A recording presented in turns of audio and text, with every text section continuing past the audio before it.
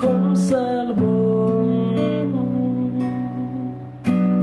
ក្បែរគេតែរឹងអើយបងណាអូនមិនអាចលឹងរឿងកូនលងបានដល់ងារស្រី